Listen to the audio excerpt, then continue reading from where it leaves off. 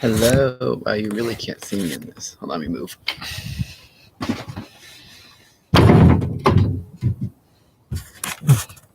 There we go. Hey, y'all. This is Elijah. So, typically I don't post on YouTube or anything like that just because I don't have time. It's busy. I go to school. I work. Blah blah blah. However, after reading Alan Moore's Watchmen, I felt like I could not compress my thoughts on it into one little thing, So, I'm just gonna take 20 minutes and just ramble on about it. So I'm gonna set my timer. 3, 2, 1, and go. So, Alan Moore's Watchmen was released quite a while ago. It says here in 86, 87. And reading it today was quite a trip. It was almost like you'd look down at the book and look up and see the news and be like, wow, this is like literally what's happening all the time. Part of this was inspired because I wanted to watch the show, realize I knew nothing about the lore or anything because I only had the movie to base it off of, which we'll talk about that because wild times. And partly because of Melina Pendulum has this really good video on comic book adaptations comparing the Joker, which was trash, and the Watchmen show, which I was super here for. So, upon my analysis of Watchmen, I came from the background where I saw the movie and then read the comic. So a movie show comic. What threw me for a loop especially was how a lot of the interpretations of the characters from the movie, how they translate into the show and how they come from the comic, it was a whole mess. So upon looking into, so when I read, originally I was confused in the show because all the Rorschach people are white supremacists. And I was like, what does that have to do with literally anything? And I was super confused. In the book, this is spoilers, by the way, hella spoilers. In the book, Rorschach drops off his damn journal at a white supremacist center, which is why all these white supremacists have his book and are like, hey, he knows the truth, blah, blah, blah, and why that's such a huge theme in this TV series. I have a lot of questions for Zack Snyder as to why that detail was left out in the movie, because I thought that was kind of an important detail. And I think the notion of portraying Rorschach as kind of like he's a middle ground person is very dangerous. And I think we see a lot of repercussions of that now. Not necessarily in the themes of character, but in the way of how we interpret, as the title says, it's like the fantasy fiction and reality where they kind of intersect, where having a character like an anti-hero, we're now seeing how that negatively affects things and people. Because Rorschach is not a good guy by any way, shape, or form in the show. In the show and movie and book. However, in the movie, he is much more of a neutral presence of like, I know the truth, blah, blah, blah. But in the book, he's very much like, he's very xenophobic, very homophobic, very just like, he's a shady dude. He is not a good guy. And he gets all his resources from like white supremacist groups, which obviously is a great judge of character. So seeing that it was just wild. And seeing it's like, this is like really a dangerous narrative to be pushing of like, well, Rorschach's just a neutral character. It's like, no, Rorschach is not a modeled character to look after. And none of the Watchmen are. That's the whole point of it. It's a superhero book about what happens with superheroes in real life. And what happens when you give somebody the power of controlling your freedom, which is insane, and what you're dealing with today, because we see a lot of stuff around corporations, around like politics or whatever, it's nuts. Especially under like this administration, we're seeing this as well. So back to Watchmen. All the different superheroes in Watchmen represent a different type of political leaning. So some of these are a little easier to interpret than others, and some of them aren't even political leanings. It's kind of misleading. So when you, like I said, Rorschach is fascist. You have Ozymandias or Hadrian Veidt, who is essentially like a hyper-capitalist guy where all the money he makes is like, I like laughed out loud when I read his section of the story where he was like, I had all the money in the world and I grew up and then I gave it all away to prove anyone could make it. It's like, you still had your upbringing rich. That doesn't erase that. It's like you chose to, like you had a good starting point, and that's why you were able to succeed in this world. And then him making decisions for people, both in the show and in the novel, is like nuts. And his solutions to everything are very like devoid of empathy, which is, as we know now, like having money is like not a good gauge of someone who has a lot of empathy. And so seeing how Adrian Veidt acts in the novel, seeing it in the show, and seeing it today is kind of a trip, because it's another aspect of it where I was like, this is literally like watching what's going on now. And then then there's Owlman. I can never remember his name. It's like Owlman, Night Owl, whatever. He's like barely a superhero to begin with. He has a lot of issues going on with his whole, he got it in order to get it on. He has to wear a superhero costume because it like reminds him of the past and makes him feel like, full of juice. I don't know. That was a strange scene. Either way, the moment, it's really frustrating to read on Night Owls, because Night Owl is not a bad guy, but he's very, very passive. And because he is so passive, so much happens that he is technically affiliated with. Like him, and he's like, hey, Rorschach, I know you're a shady dude, but let's get together. Like, this guy is shady. And Lori is constantly telling him, like, which is like another Watchman. She's like, he's shady, right? And he's like, yeah, but like we're on the same team. It must be the same. When that's obviously not the case. They break him out of jail. Rorschach has killed a bunch of people. Rorschach is just constantly like dragging him down the entire time. And the excuse is always, it's just like old times. And then finally, when the giant psychic squid lands on New York and kills 3 million people, and Sally's, and I keep calling her Sally, and Lori's constantly like, oh no, like this is so bad, like this is horrible. What are we doing? Like this is not protecting people. And his little Night Owl's legit response is, yeah, that's great. So what about us? It's like, oh my God, dude, no. Like the whole point, you're supposed to be protecting people, and it's not protecting people. And then they have that cool moment that's of the panel where they're like, it feels like nostalgia, and then they make out, which is his whole thing. It's just like the danger of nostalgia, which again, another huge theme in the era we live in now, where nostalgia is dictating a lot of future trends, and also nostalgia dictates a lot of other stuff.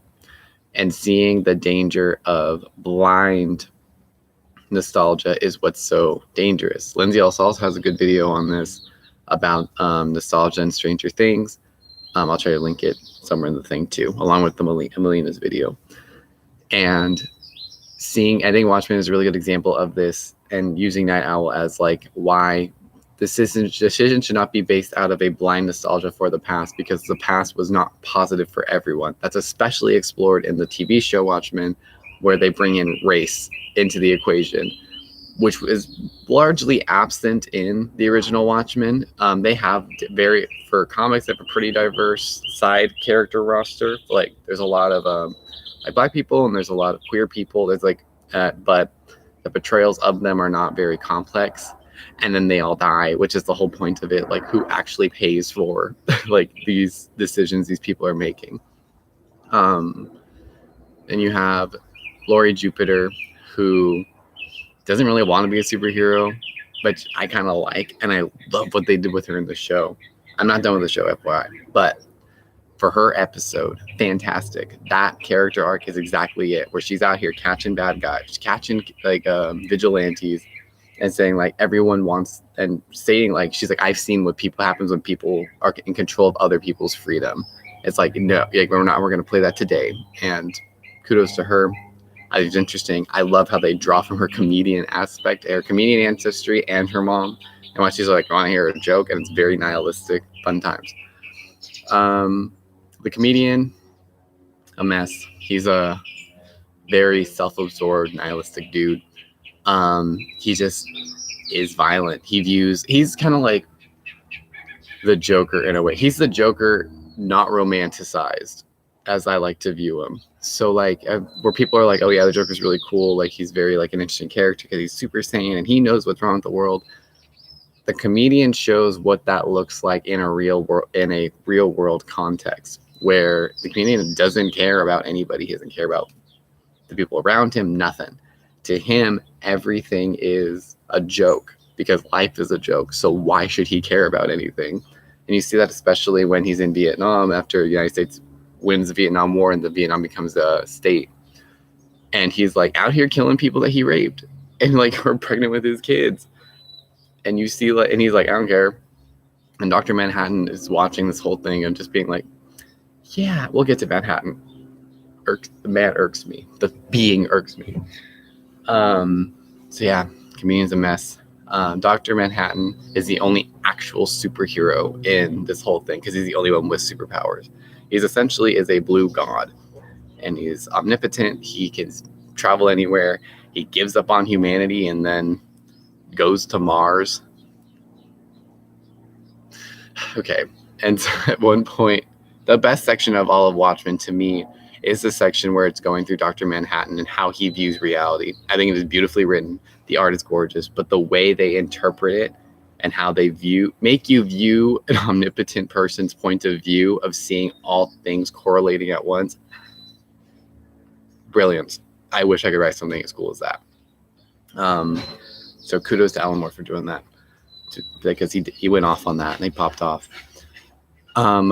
So when he brings Laurie to Mars, that whole sequence was pretty wild. Meaning, what I mean by that is, with his whole gist was that I don't care about humans because humans aren't that special. And here's the thing: whenever I talk to people about Watchmen, they always bring up the Doomsday Clock thing and how Dr. Manhattan has this quote about, I don't remember word for word. I'm probably looking it up because I'm limited time.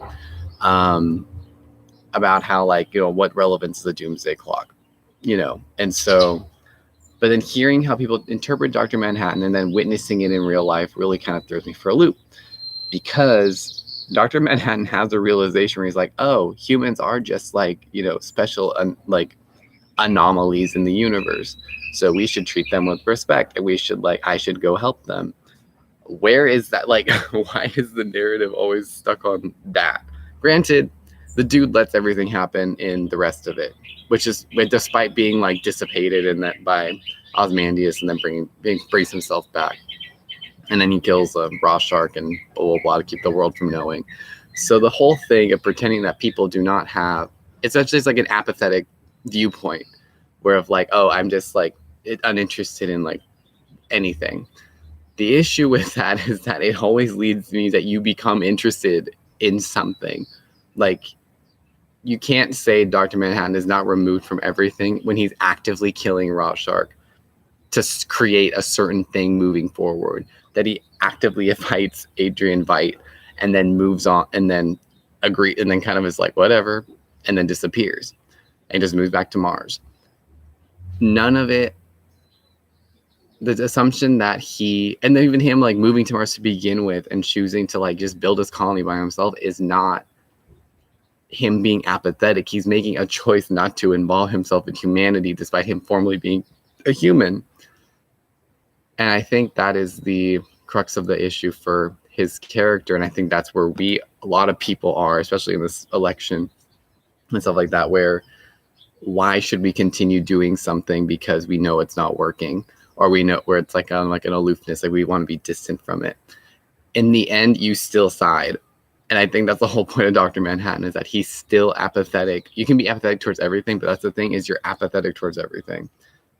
So that's all the characters of Watchmen. Some other aspects I want to talk about is the nature of the big question of who watches the Watchmen. The Watchmen are almost viewed like the police today. It's kind of funny where they're like, who watches the Watchmen? Who's the people that make sure that our freedoms are protected, kind of thing. Which I think is really funny because, well, why are the people giving the Watchmen so much power to begin with? And I know it explains in the book. It's been a while. It's been like a few weeks since I read it and finished it, but it really brings a question. And it comes back to the concept of nostalgia, that the Watchmen was based off of another group called the Minutemen that was also hella shady. And they were essentially just celebrities. So, there's just, that was pretty wild. Even the whole point, there's also an aspect of it that I really enjoyed, and my interpretation of it may be different from what the intended thing is, but whatever.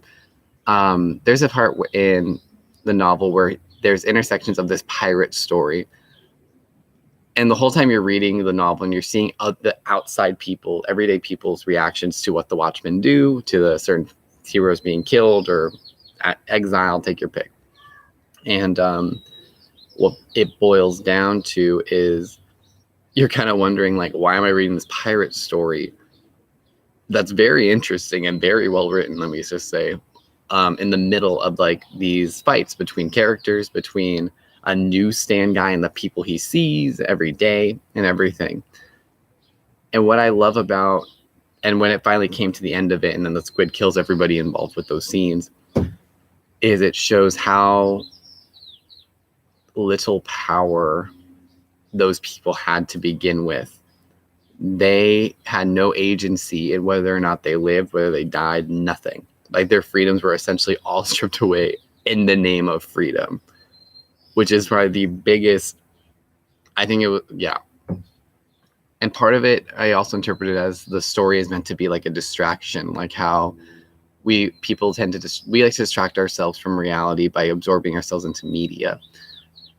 And so, I don't know, there's just so much in it that I really found like really interesting and really pretty wild.